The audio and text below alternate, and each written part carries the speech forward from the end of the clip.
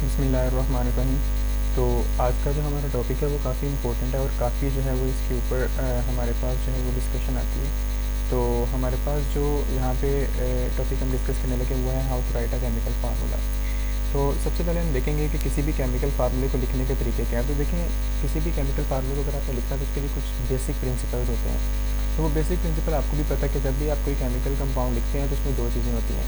एक उसके अंदर जो है वो पॉजिटिव आयन होता है जिसको हम केटाइन कहते हैं, दूसरा हमारे पास नेगेटिव आयन होता है जिसको हम एनाइन कहते हैं। तो पहला रूल इसका यही है कि जब आपने केमिकल फार्मूले को लिखना है तो पॉजिटिव आयन को पहले लिखना है और नेगेटिव आयन को बाद में लिखना है। तो उसके बाद नेक्स्ट प्रिंसिपल आता है कि जो इनकी वैलेंसी है वो किस तरह से लिखनी है। तो याद रखिएगा कि जो पॉजिटिव आयन होता है उसमें ये देखें, सोडियम के ऊपर उसकी वैलेंसी यानी कि ये टॉप राइट कॉर्नर, ये टॉप भी है और ये राइट साइड पे है एलिमेंट के यानी कि सिंबल के। तो टॉप राइट कॉर्नर पे उसकी वैलेंसी को लिखा जाता है। इसी तरह Cl के ऊपर ये नेगेटिव जो है इसको टॉप राइट कॉर्नर पे लिखा हुआ है। उसके बाद तीसरा रूल हमारे पास ये है कि किसी भी जो वैलेंसीज हैं, जैसे यहाँ पे ये 2 पॉजिटिव है, ये 2 नेगेटिव है, तो इनको किस तरह से आपने लिखना है। तो ये क्रॉस एक्सचेंज मेथड के ज़रिए से इनको लिखा जाता है, इनके रिप्रेजेंट किया जाता है किसी भी केमिकल कंपाउंड के अंदर। तो देखिए, आपके पास लेट्स सपोज एक कंपाउंड है कैल्शियम ऑक्साइड। तो इस केस के अंदर जो इसकी वैलेंसी पॉजिटिव 2 है, इसकी वैलेंसी नेगेटिव 2 है, तो दोनों चूँकि वैलेंसीज एक जैसी हैं तो ये दोनों वैलेंसीज कहता है कि ऑफसेट हो जाएंगी।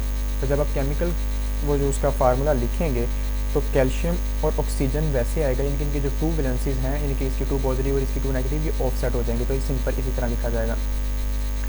फिर एक और एग्जांपल हमारे पास मैग्नीशियम। तो मैग्नीशियम के केस में जो वैलेंसी है वो है पॉजिटिव 2 और बाइकार्बोनेट आयन जो है यानी कि इसके केस में वैलेंसी है नेगेटिव 1। तो इस केस के अंदर जब हम इसका वो फार्मूला लिखेंगे तो वो हमारे पास क्या बनेगा, ये हमारे पास मैग्नीशियम है और साथ में HCO3 के बाहर इस तरह हम 2 लिखेंगे। तो यानी कि ये 2 मैग्नीशियम का है ये शिफ्ट हो जाएगा इस ये जो HCO3 के इधर इस जगह पे, तो ये क्रॉसली एक्सचेंज होगा, जैसे यहाँ पे ये क्रॉस बना भी हुआ है। उसके बाद हमारे पास तीसरी एग्जांपल है सोडियम कार्बोनेट की। सोडियम की वैलेंसी पॉजिटिव 1 है और कार्बोनेट की वैलेंसी नेगेटिव 2 है। तो जब इनको क्रॉस एक्सचेंज करेंगे तो सोडियम के नीचे जो है सोडियम का जो 1 है यानी कि इसकी वैलेंसी वो इधर चली जाएगी और कार्बोनेट की जो वैलेंसी नेगेटिव 2 है वो इस साइड पे चली जाएगी। तो इस तरह ये क्रॉसली जो है वो एक्सचेंज होंगे। तो ये बेसिक रूल्स हैं जिनके ज़रिए से हम ये देख सकते हैं कि किस तरह से वो किसी भी वैलेंसी को लिखा जा सकता है। तो उसके बाद हमारे पास जो नेक्स्ट है नंबर 4 रूल पे आता है, वो क्या है कि अगर वैलेंसीज एक जैसी हों, जैसे ऊपर भी मैंने बताया कि अगर वैलेंसीज एक जैसी हों, यानी कि जैसे यहाँ पे है तो ये पॉजिटिव 2 है, ये नेगेटिव 2 है, तो ये ऑफसेट हो जाएंगी। अगर वैलेंसी सेम हो तो वो क्या हो जाती हैं, ऑफसेट हो जाती हैं। केमिकल फार्मूला सिंपल वैसे लिखा जाएगा। जैसे अगर आप NaCl की भी बात करें तो Na और Cl, Na के ऊपर पॉजिटिव 1 है और Cl के ऊपर नेगेटिव 1 है, तो दोनों एक जैसी हैं, तो ये दोनों वैलेंसीज आपस में ऑफसेट हो जाएंगी। लास्ट में जो हमारे पास रूल है कि अगर हमारे पास जो केमिकल कंपाउंड है वो एक आयन पर नहीं बल्कि एक ग्रुप ऑफ यानी कि एटमों के ऊपर मुश्तमिल, ग्रुप ऑफ आयन्स के ऊपर आप कह लो कम्बिनेशन के ऊपर मुश्तमिल हो, जैसे यहाँ पे हाइड्रोजन, कार्बन और ऑक्सीजन है, तो इस केस के अंदर ये जो हमारे पास ये स्पीशी यानी कि जो होगी सेकंड स्पीशी, ये बेसिकली रेडिकल कहलाएगी। ये क्या कहलाएगी, रेडिकल, यानी कि ग्रुप ऑफ आयन्स है यहाँ पे।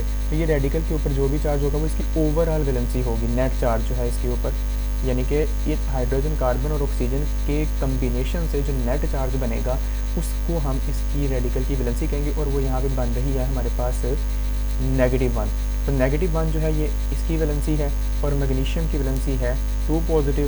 तो जब इनको क्रॉस एक्सचेंज करेंगे तो इसका 2 इसके नीचे चला जाएगा और इसका जो 1 है वो इसके नीचे चला जाएगा। मतलब ये बनेगा मैग्नीशियम, इसके नीचे इसका 1 आना है तो यहाँ पे 1 लिखने की ज़रूरत नहीं है।